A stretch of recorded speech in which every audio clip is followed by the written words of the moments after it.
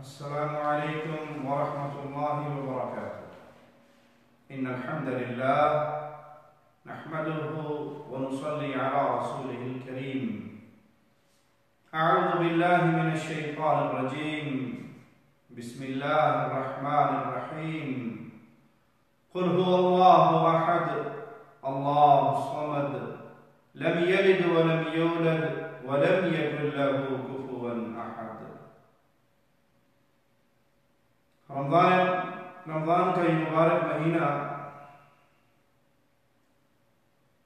جدا ہو رہا ہے اور آخری چند راتیں باقی رہ گئی ہیں، اور اس میں بڑی عظیم رات شب قدر کی ہے جو آخری طاق راتوں میں تلاش کرنے کا ہمیں حکم دیا گیا۔ ابھی 27ویں اور 29ویں رات باقی ہے، ہو سکتا ہے ان میں سے کوئی ایک رات وہ عظمت والی رات ہو، تو جو غفلت میں رہا ان باقی ایام سے فائدہ اٹھائے۔ رسول کریم صلی اللہ علیہ وسلم کا ایک فرمان اپنے دلوں میں اتاریے۔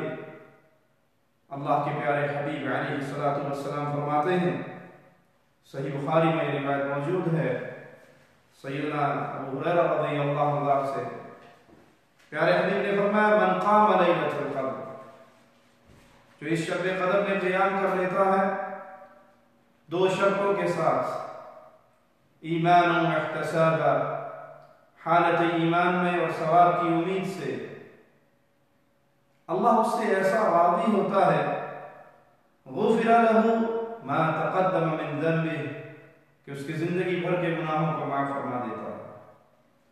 یہ شب قدر بڑی عظمت والی بات ہے جس میں اللہ مالک نے کلام الہی کو نازل فرمایا، اور مولا نے اس ایک رات کی عبادت، اس ایک رات میں محنت، اللہ کو راضی کرنے کی کوشش، عبادت، اس کو ایک ماہ، 1000 ماہ سے بہتر قرار دیا۔ آئیے مالک کا فرمان سنتے ہیں، لیلۃ القدر خیر من 1000 شہر۔ یہ شب قدر کوئی شخص اتنی طویل عبادت کرے، اس سے بہتر ہے کہ وہ ایک رات میں اللہ کو راضی کر لے، قیام کر لے، قرآن پڑھ لے۔ سیدہ عائشہ رضی اللہ تعالی عنہ پوچھتی ہے، اگر یہ رات مجھے مل جائے تو میں کون سی دعا مانگوں؟ تو پیارے حبیب جناب محمد رسول اللہ صلی اللہ علیہ وسلم نے فرمایا، اللہم انک عفو تحب العفو فاعف عنی، اے اللہ تو معاف کرنے والا، معافی کو پسند فرمانے والا، تو مجھے معاف کر دے۔ یعنی سبحان اللہ، اتنی عظمت والی رات میں اللہ نے ایک ایسا کام بتایا جس کو چھوٹا بڑا، امیر غریب سب کر سکتے ہیں، اور وہ اللہ کا ذکر ہے، اللہ سے دعا ہے۔ اس کے لیے کوئی پیسے کی ضرورت نہیں، اس کے لیے کوئی چوراہٹ کی ضرورت نہیں، اس کے لیے کوئی لمبی اور اچھی صحت کی ضرورت نہیں، آپ نے صرف زبان ہلانی ہے، اللہ کا ذکر کرنا ہے۔ لا الہ الا اللہ وحدہ لا شریک لہ، لہ الملک ولہ الحمد یحیی ویمیت وہو حی لا یموت بیدہ الخیر وہو علی کل شیء قدیر۔ یہ اللہ کے ذکر میں ایک بہت عظیم ذکر ہے، یہ کیجئے۔ لیکن یہاں یاد رکھیے، اس رات کی عظمت اپنی جگہ پہ، اس رات کی برکات اپنی جگہ پہ، زندگی بھر کے گناہوں کی معافی کا اعلان اپنی جگہ پہ، 1000 مہینے کی عبادت سے بہتر اس ایک رات کی عبادت اپنی جگہ پہ۔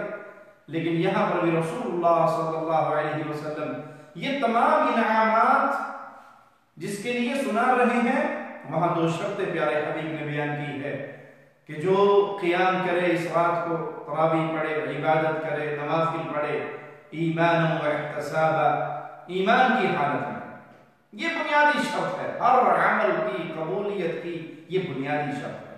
توحید نہیں تو کوئی عمل بھی قبول نہیں، عقیدہ درست نہیں، ایمان درست نہیں، عمل میں اخلاص نہیں، ثواب کی امید نہیں، ریاکاری ہے، لوگوں کو دکھلاوا ہے، تو برباد ہو گیا وہ عمل۔